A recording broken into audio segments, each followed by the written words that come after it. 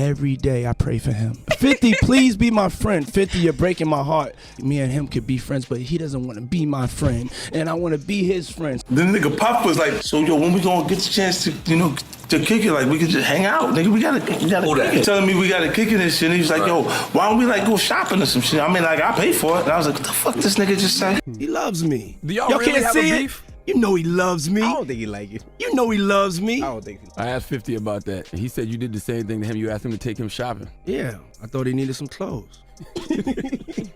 Hip-hop's most explosive rivalry began with an unwanted advance. For years, 50 Cent and Diddy have been locked in one of music's most bitter feuds. But the origin of this conflict is far more personal than most fans realized. According to 50 Cent, Diddy approached him with clear sexual interest at Chris Lighty's wedding years ago, an advance that 50 immediately rejected and found deeply disturbing. Now, Fifth, when you continuously call Puff gay, does that affect your relationships in Hollywood? I don't call him gay. I said, Let me read it, Fifth. Oh my God. Sorry I can no longer help you guys. Soon you will all be gay and happy. You are all now left under leadership of Puffy Daddy. Report to the nearest rainbow. Dinner Thieves in theaters January 19th. I get uncomfortable. Like he said something to me one time, a long time ago. At Chris Lighty's wedding, he told me to take me shopping.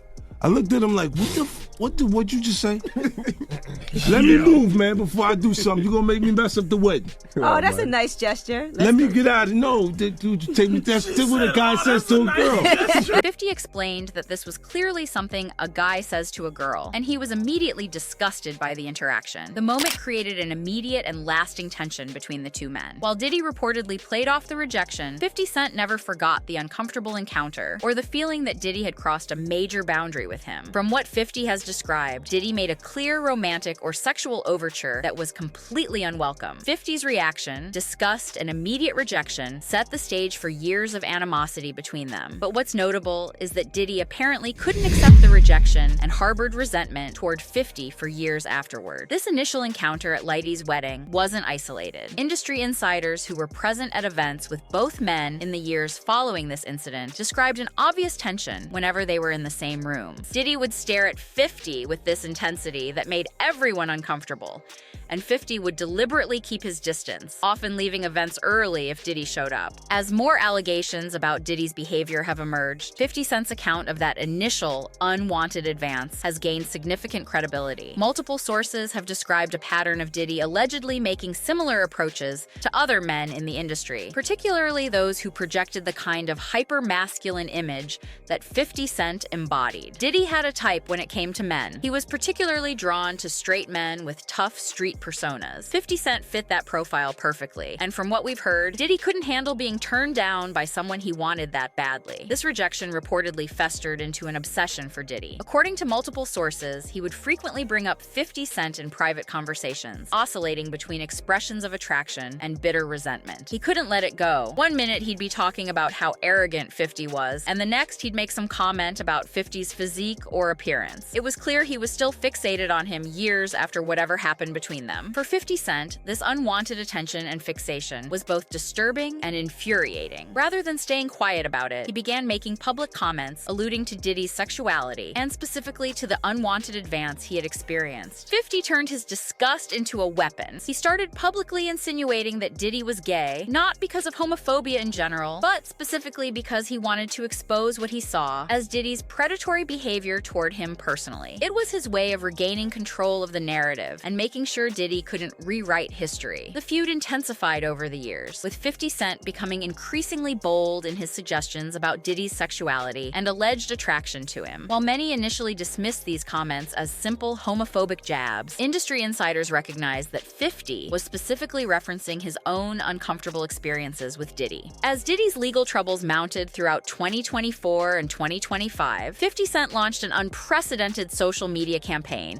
against his longtime rival. The focus of this campaign wasn't just Diddy's alleged criminal activities, but specifically the unwanted sexual interest that 50 had rejected years earlier. 50 Cent has been masterful in his approach to exposing Diddy. He's not just posting random insults, he's consistently returning to the theme of Diddy's alleged attraction to him and framing it as the real reason behind their long-standing feud. And given 50's massive platform, this narrative has completely overtaken any counter-narrative Diddy might try try to establish. You know, there ain't no seat on that bike, right? One of 50's most viral posts featured this caption under a photo of Diddy on a bicycle, implying something inappropriate about Diddy's activities and preferences. Through relentless posts, memes, and comments, 50 has painted a vivid picture. Diddy made an unwanted sexual advance. 50 rejected it with disgust, and Diddy's wounded ego and continued fixation fueled years of behind-the-scenes conflict. What 50's doing isn't just random trolling, it's a calculated campaign to tell his side of the story. That Diddy came onto him, couldn't handle the rejection, and has been obsessed with him ever since. And with each new allegation about Diddy's behavior that emerges, 50's version of events gains more credibility. The timing of 50's most aggressive trolling coincided with his announcement of the documentary project Did He Do It? A project that represents the culmination of this years-long effort to expose not just Diddy's alleged attraction to him, but the entire power structure that enabled Diddy's alleged misconduct. This documentary isn't just about settling personal scores. It's 50's way of saying, "I told you so," to an industry that dismissed his accounts of Diddy's behavior for years. He's been saying Diddy made unwanted advances toward him, and now he's gathering evidence that this was part of a larger pattern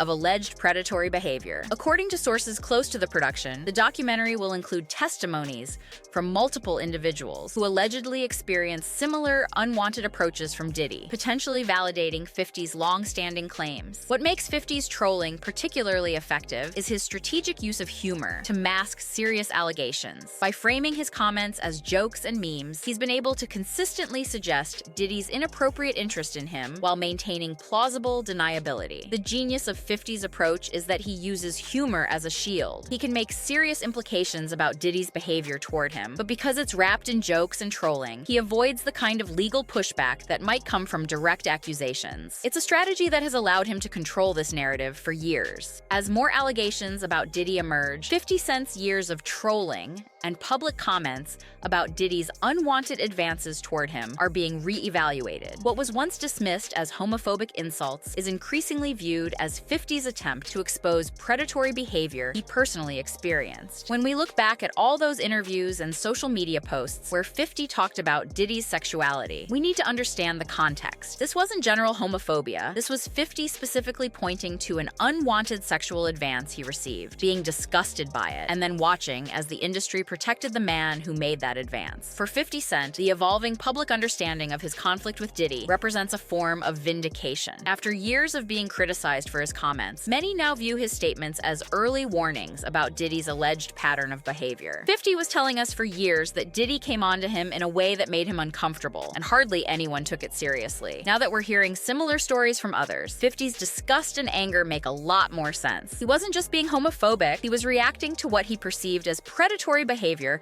directed at him personally. Industry insiders note that power dynamics played a crucial role in how this situation unfolded. While 50 Cent had enough independence and leverage to publicly reject Diddy's alleged advances and then speak about them, others in the industry may not have had the same freedom. What makes 50's experience important is that he had the power to say no and then talk about it. But how many others in the industry faced similar advances and didn't feel they could reject them without consequences? That's the larger question this situation raises about consent and power in entertainment. The ongoing legal troubles surrounding Diddy have only amplified 50 Cent's narrative. With each new allegation about Diddy's behavior, 50's account of that initial unwanted advance gains additional context and credibility. It's like watching puzzle pieces fall into place. 50 has been talking about this specific incident for years, and now we're seeing a broader pattern emerge that makes his account seem not just plausible, but likely. The question isn't whether Diddy made an unwanted advance anymore. It's how many others experienced similar situations, but didn't have 50's platform to speak out. As 50 Cent continues development on his documentary and maintains his social media campaign against Diddy, the narrative has solidified. According to 50, Diddy made an unwanted sexual advance, couldn't handle the rejection, and has harbored both resentment and continued attraction ever since. Whether this was about attraction or power or both, what's clear is that 50 experienced something that made him deeply uncomfortable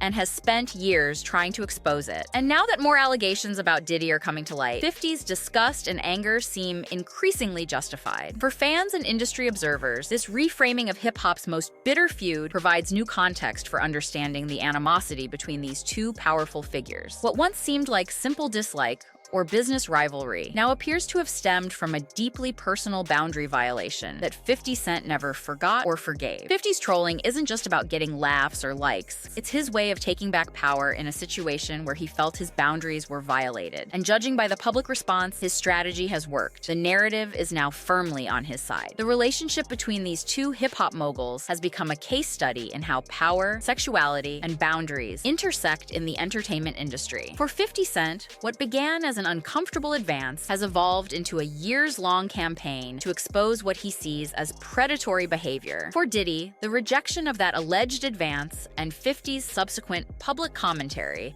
appear to have fueled a bitter resentment that has only intensified over time. As this story continues to unfold through social media posts, documentary projects, and legal proceedings, one thing remains clear. The conflict between 50 Cent and Diddy goes far deeper than typical industry rivalries. It's a deeply personal battle rooted in allegations of unwanted sexual advances and the power dynamics that have long defined the music industry. And with 50 Cent's platform only growing larger and Diddy's legal troubles mounting, this narrative isn't likely to change anytime soon. The man who once allegedly tried to take 50 Cent shopping now finds himself the target of a relentless campaign by the very person whose attention he allegedly sought, a twist of fate that underscores the unpredictable nature of power and influence in hip-hop culture.